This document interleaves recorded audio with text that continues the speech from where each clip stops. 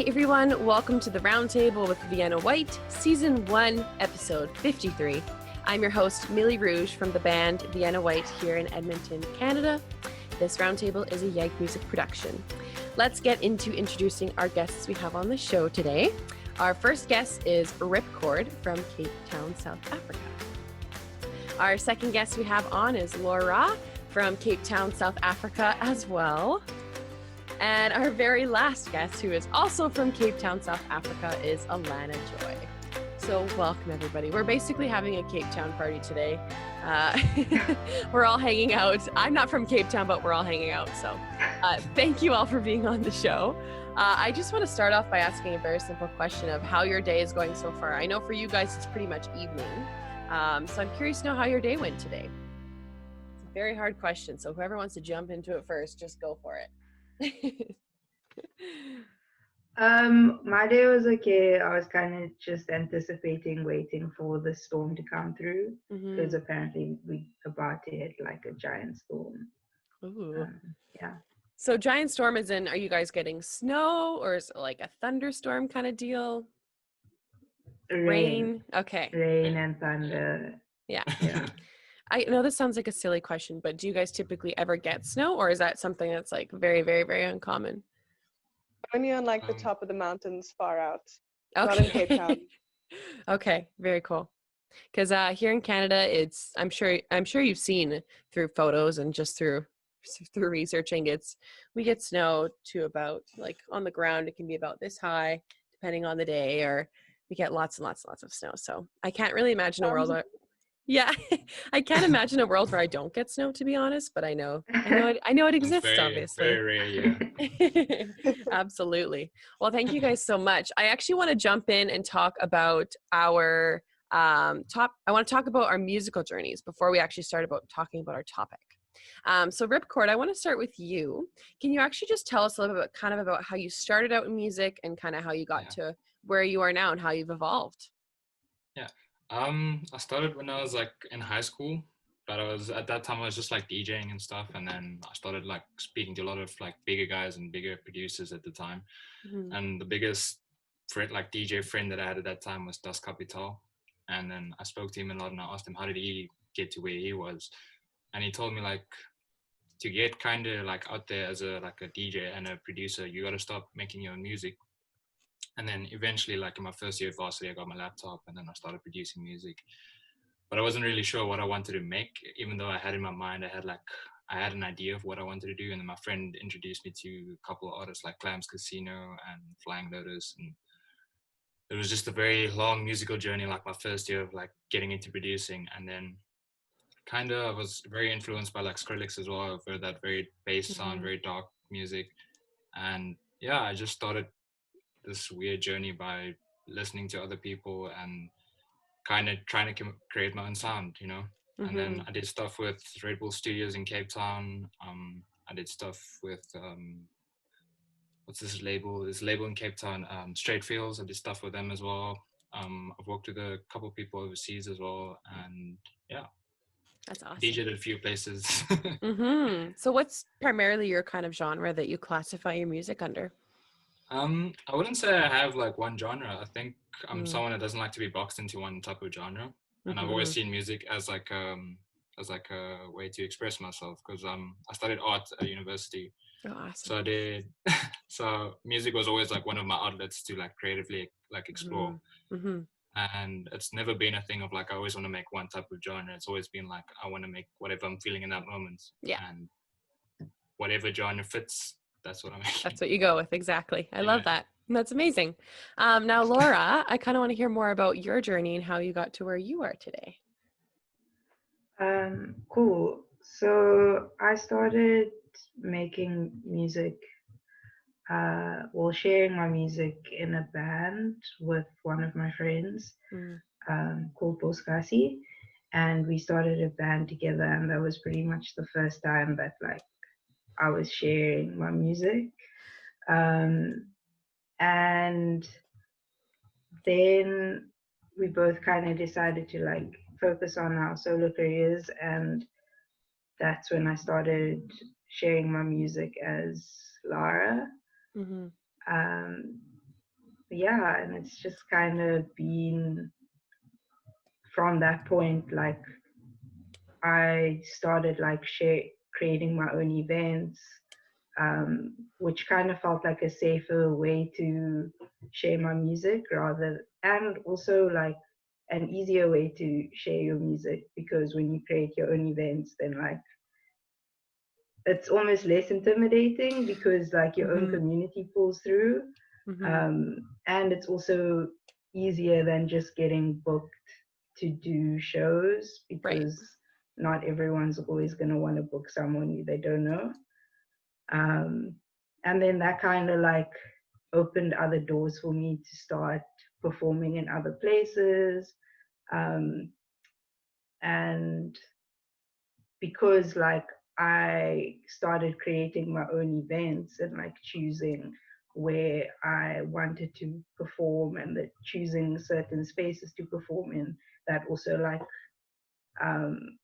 created the path of like what type of gigs I got booked for.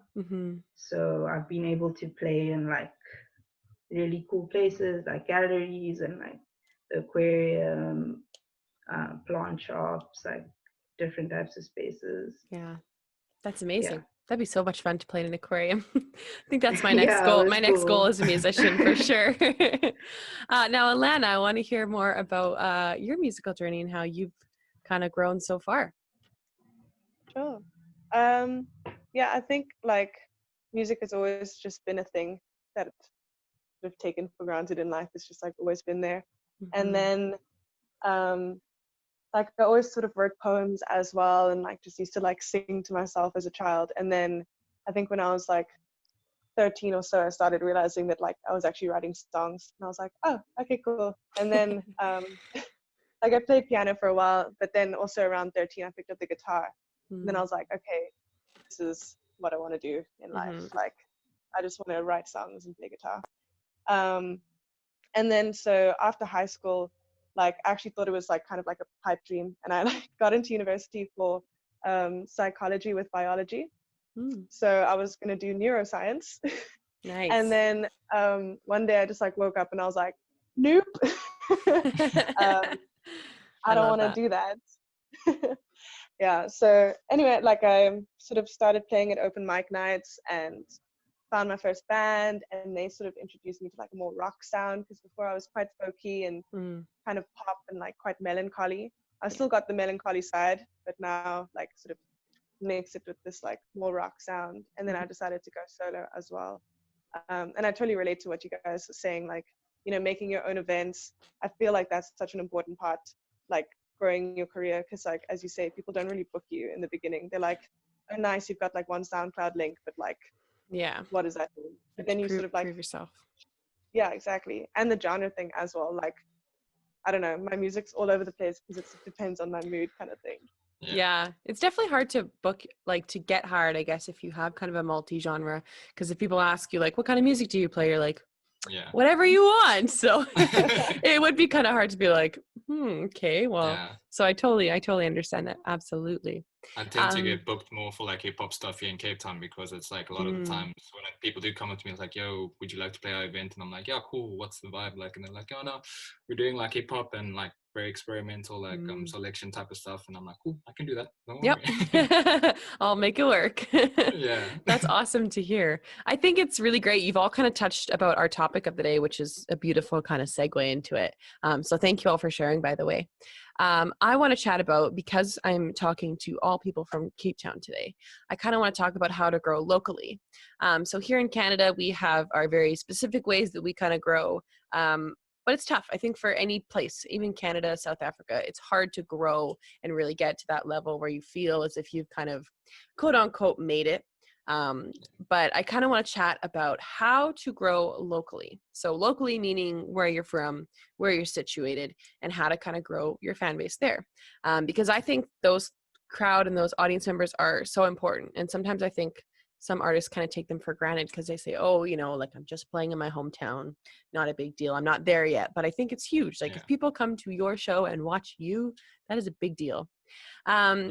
So my first question I want to propose to kind of all of you is, do you think it's important to grow locally first as an independent musician before reaching out to other parts of the world? So rather, talking to different producers and kind of going to record in LA, do you think it's important first to establish how you are locally?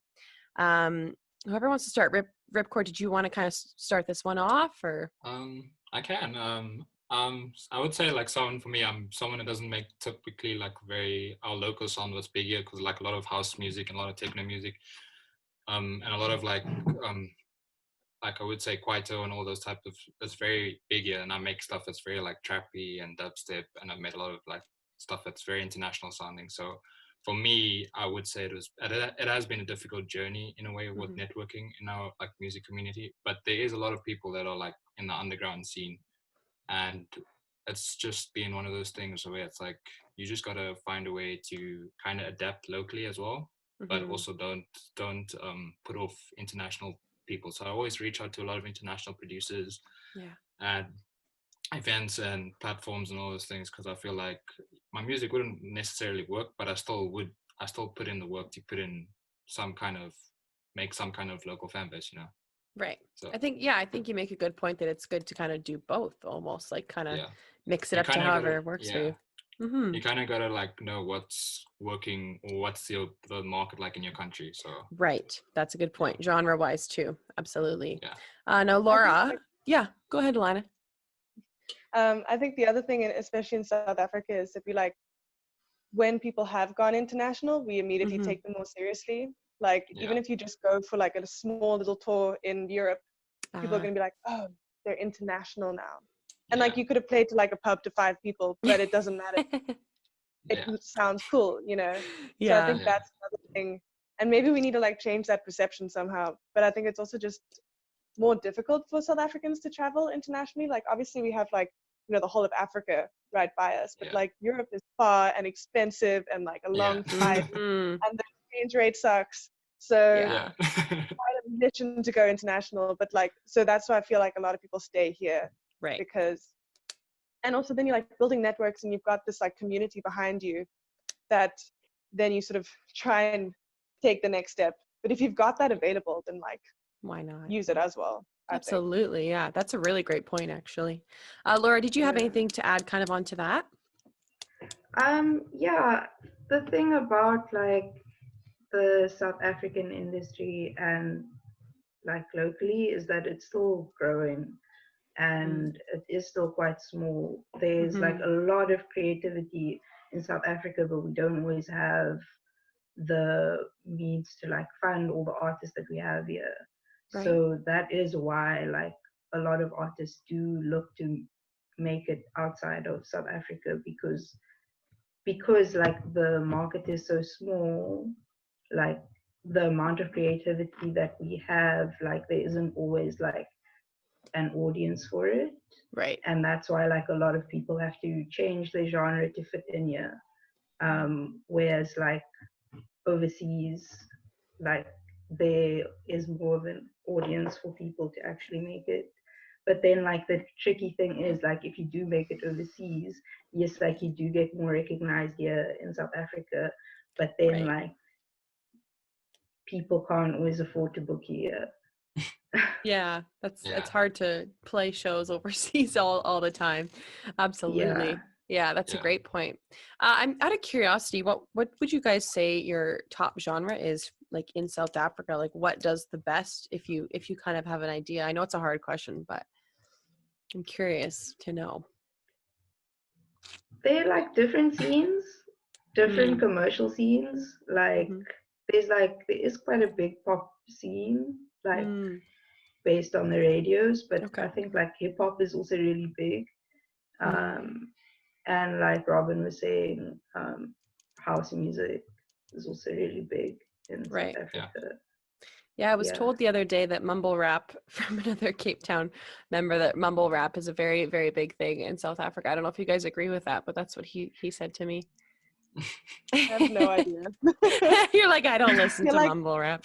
I feel like there's just like different bubbles in South Africa where like, because like I've been really exposed to the rock scene, and I feel like that's influenced my genre, because if I want to get a gig booked, and I like have friends that are in that industry. So I'm like, okay, if I want to play a lineup with my friends and then we're going to organize our own show, then it kind of needs to like fit this thing. Right. But then there's other people that have like, you know, the hip hop or the pop. And I feel like you kind of almost get stuck in your little thing. Like recently I was like, oh, there's actually like a really big indie rock scene in Cape Town that like I just don't really know about because I'm friends with like the hard rock bubble. scene. Oh, you know what I mean? Like, yeah. Yeah, absolutely. And I think that can definitely be anywhere in the world too, right? I think there's a lot of different bubbles because I can even think in Edmonton here, there's kind of the pop bubble, there's the indie rock, like you said, or the rock. That's definitely a big prominent one for sure. So yeah, I think for sure it can be everywhere. My next question for you all is, do you find your music brand or what you're putting out musically, do you think it does well locally in the industry of Cape Town, or do you think not? Why or why not do you think your brand kind of fits? I'll start this one off with Alanna, because I know you said you kind of started with folk, you kind of migrated to rock. Do you think you transitioned because there wasn't so much of a market, if you will, for folk music? I think there's definitely a market for folk music. It's just like, I don't know, it's very different. Like you sort of, if you're playing folk music, you're more likely to get booked for like bars and restaurants. Mm-hmm. You're not going to play like Mercury Live, which is RIP. Actually, it's just closed down, but like that's like one of the coolest venues I think in Cape Town to play. I mean, I guess it depends on the lineup though. But yeah, I honestly feel like my music would probably do better internationally because it's like not rock, but it's not folk, so it's kind of like in between. And I think it's sort of like, it's difficult to find lineups. I'm almost like struggling to be like, okay, who do I want to like book on this lineup with us, because they're going to be too hard or they're going to be too soft and it's not going to like blend nicely. And I guess we've found some cool acts that like, you know, it works and whatever. It works well. And sometimes you just have to like tailor your set a little bit and like be like, okay, we're going to do like a headbanging song now, or we're going to chill it out for this like picnic vibe, or you know. But yeah, I think it would work better internationally. Yeah, absolutely. Luh'ra, what do you kind of think of your music? I know your music's a little bit more on the poppier, lighter side. So do you think you fit well into South Africa's kind of local industry, or do you think you would do better internationally? So I call my genre acoustic soul. And I think like sometimes it also falls like more into a folk kind of side of things. And so like in South Africa, the two main cities are like Cape Town and Joburg. So Joburg is like more commercial, where it's more like hip hop orientated and stuff, and then Cape Town is way more chilled. So I feel like Cape Town is a better place for my music, but we don't have a lot of live music venues here. Well, not that that really matters right now because we can't really do performances. But there aren't that many live music venues or places to perform regularly.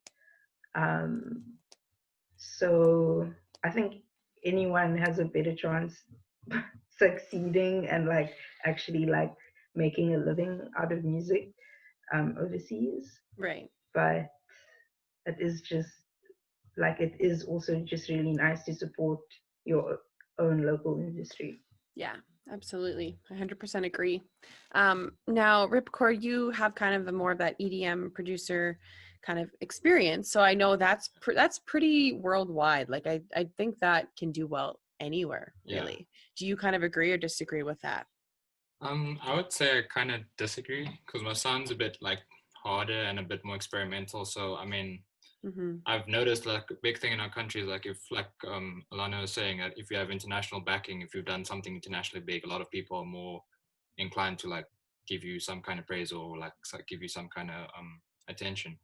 So like in my case, I always get a lot of like producers and a lot of people from like the underground scene saying, oh, you're doing really well, but then like if you go put it on any other stage, people are like, it's not going to work because we have house or we have techno lineups or it's just very like saturated now with like house music, and a lot of people want to try and build events where they're going to make profit off it, and it's always like people are always trying to make like big events where they're going to know they're going to have people, and they don't take a lot of chances on up and coming artists and up and coming producers. So Yeah. in my case, I do better internationally than I do locally. So Yeah, I think music scenes just need to incorporate local more. And I know it's hard because they want to just, like you said, like they want to sell tickets, they want to put people in their venues and whatnot. But yeah, it's a really hard thing. I think it's the same thing with radio. I kind of agree. In our Canadian radio, we don't produce a lot of local. Like it's very, very rare that you hear someone from your city on your radio. So,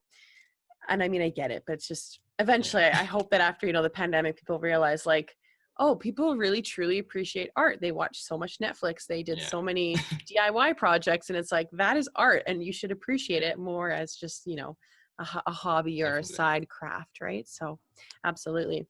I'm curious to know, what are some ways on social media specifically that you try to grow your audience locally? Do you find this challenging, or do you have kind of any tips or tricks of how you grow yourself locally through South Africa?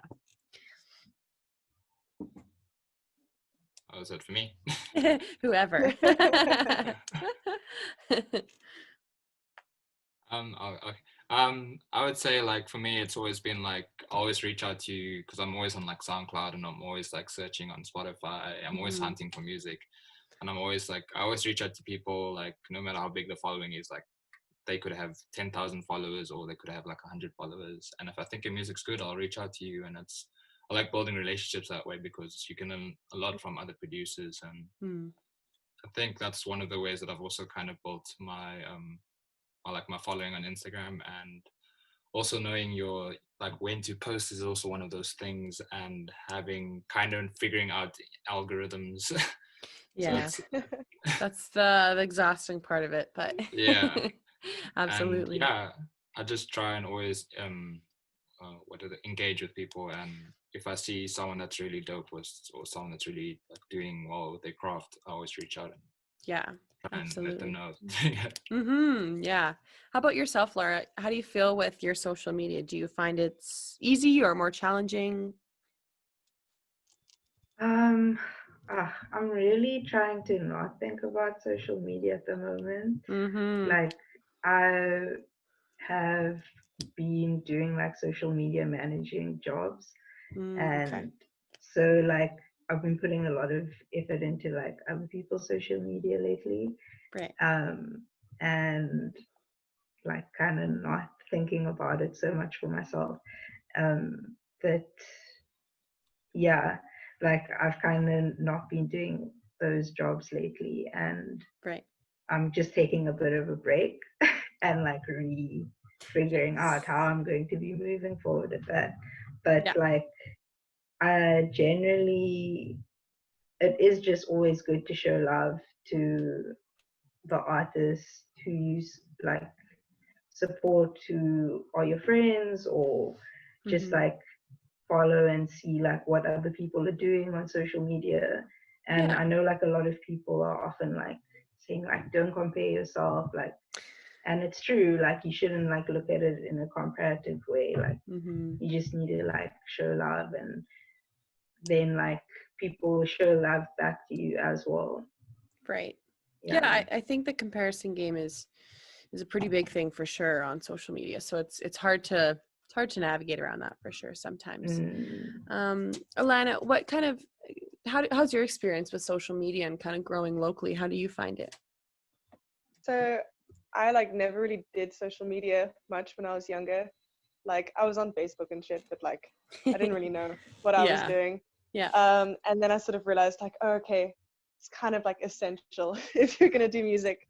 You have to learn how to do social media. I'm actually studying a 3-year digital marketing course. Oh, cool. So that I can like try and figure this shit out. And it's been really interesting, and like it's nice to learn about it because I can then implement it into the music. So I'm like my own little digital marketer trying to do that stuff. But I think in terms of social media, like the thing that I found recently, like I never really wanted to like share too much personal stuff on social media because it felt kind of icky, and like you Yeah. don't want to be like, I had a really shit day, guys. Like, I don't know. So, but nowadays, I recently like released a song, and it was about mental health, and I sort of thought, like, I've got this message that I'm like singing about, but I don't want to like talk about it because it feels weird to like connect with people like that.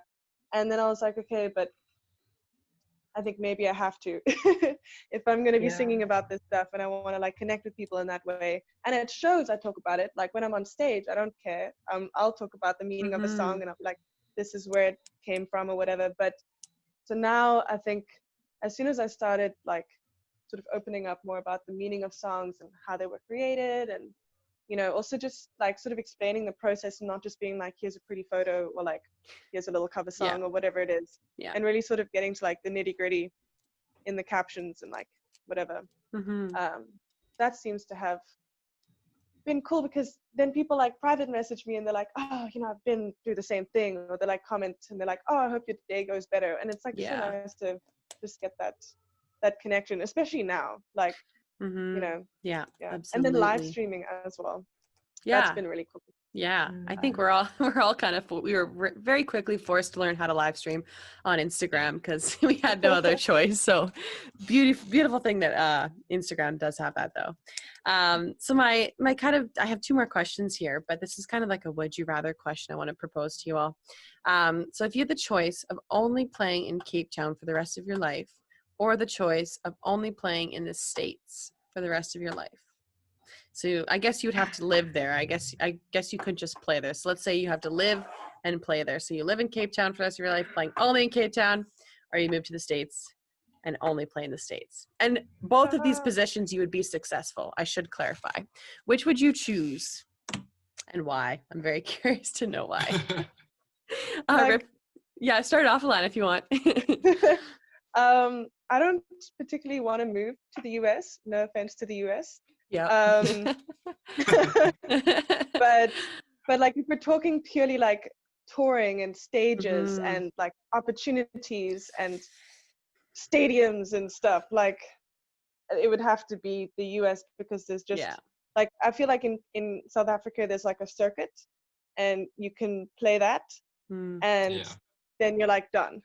Like there's like a handful of venues that you can sort of go around the country, and they're really cool, and like I love them, and like don't get me wrong, but the US is just like so much bigger, and there's so many more stages, and more but like cities to I go would through. love to stay in South Africa because I love my country.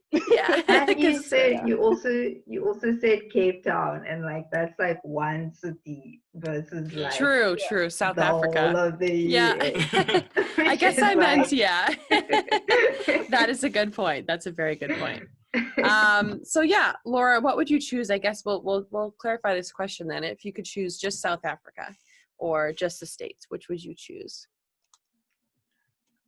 I mean, I think it's still like the same thing. Like South Africa is really small comparatively, like and even though like I wouldn't really want to move to the States, like I don't know, it's just like bigger, more variation, like they aren't that like Absolutely. And Ripchord, are you kind of agreeing with these two ladies with you would want to move to the States, or you would want to stay kind of home? I kind of agree with them, because like Lana is saying, there's only so much you can do in South Africa, and then that's it. And then it's like, what else? You want to play the same festival for like the next couple of years, or you want to expand and go do something else in another country. So I definitely would say the States, because there's like a much bigger platforms, much bigger network there. So I'd definitely say it would be difficult like to leave home, but absolutely. I think especially too when you're used to a place for so long too, it's like very, it's flashy and it's new, but there is some parts, obviously, like Alanna was saying, you're like, I love my country, I don't want to leave, right? So it would be hard for anyone for sure. So my last question I have for all of you is, what advice would you give to an artist who is trying to reach out to more Cape Town local crowds or audiences? What advice would you give them kind of going forward with that? To an artist? Yeah, who's just starting out and maybe they want to grow Oh. more locally. Yeah, like a musician or anything like that. Okay, I'll start. Yeah. Like, well, like I said earlier, like starting your own events, but also I guess that can be scary, like if you have no experience at all. Right. So it's good to like meet other musicians, like whether those are your friends who you want to grow with, or if you want to find a mentor, or just like network with other people who are in the scene, and to not be scared of like looking at other people like, oh my gosh, but they're like so much better than me. Like it's not like that. Like I don't know, sometimes like I kind of feel like the music industry is like, it's like your peers, you know, and like maybe they're not like your best friends or your friends, but they like your community and they like there to support you. Yeah, absolutely. Ripchord, did you have kind of any advice you wanted to add on to that? I would say, as Laura was saying, I would just say networking is very important, and like going out there supporting people is very important to do as well. Like going to all these events, especially events that you want to play. Yeah. Like you got to go there, you got to show face, you have to talk to people there, you have to like just show that you are there. Because at the end of the day, like she said, if you don't, like if you're going to be scared, it's just you're going to be in the back the whole time. You could be like the best producer in that country, but if you don't go out and network with people and show face and show support as well, like that's one of the things that I also try and do as well. Like, and whenever I'm doing anything on a big platform, if I'm doing mixes and stuff, always try and get as much local music as I can, so that way I start reaching out to a lot of local artists as well. So that is as well has helped me a lot. And as Laura was also saying, finding a mentor. So I was lucky that I got Das Kapital when I was like 19, 18, and I was just starting out. And he was someone that, like, if I ever had like any questions about production or trying to make it in certain scene or trying to meet certain people, he was always one of those people that I could go to. He'd give me some advice and then be like, cool, now you go do what you got to do. And that's incredible. So, I would say the most important thing is definitely just showing support in your local scene and surrounding yourself with those people that you like want to be. And also, like she said, don't compare yourself. Like everyone's make music to make yourself happy. Don't make it to like make it, you know. It's all about having fun. And I think that's the biggest thing that a lot of people lose sight of, is like they just want to make it, and that's not a thing of like, why did you start making music in the first place, you know? Exactly. Yeah. And Alanna, what advice would you kind of give to someone in that same scenario? Well, I totally agree with them, definitely. I mean, like, I think open mic nights and like jam sessions are really cool. I actually like have been hosting a jam session for the last 2 years in Observatory, which is like the place in Cape Town, and it's been so cool because I get to see people that like sort of start off and they're super nervous and they like just know like 2 songs or something, and then they like meet this like family of musicians, and they like start doing shows together with other people, like, you know, there's, because it's a jam session, like there's often like other musicians like drummers and guitarists or whatever, and there's been like bands that have formed and everything. And I think that's really important, like open mic nights and jam sessions, and just finding people in the industry to like be friends with, because like, you know, like most of the collaborations that I've had have just stemmed from like people that I've met at these kind of things, and then we become friends, and then I'm like looking for somebody to be on the song, and I'm like, oh dude, I know you and I like your stuff, so like you know. But then I think the other thing is also like, just to add something else on top, like planning and admin is a thing, because I feel like there's so many, like, I don't know if it's probably everywhere, but I see it especially in Cape Town because I'm here, and I see like so many really amazing musicians that like deserve to be like playing international festivals and stuff, but because they don't know how to do the admin and the social media and bookings, and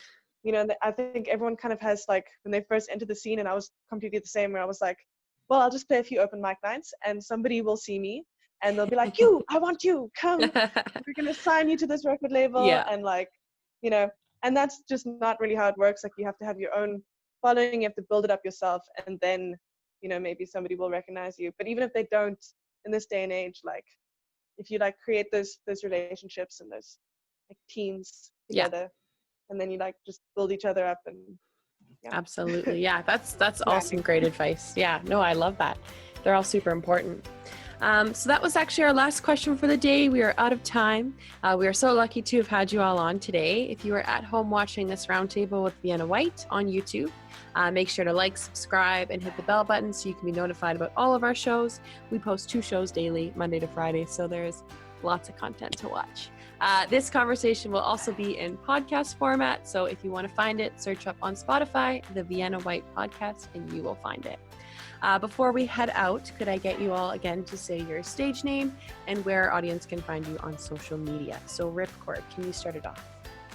Okay, well, I'm Ripchord, and you can find me on Instagram at Ripchord_official.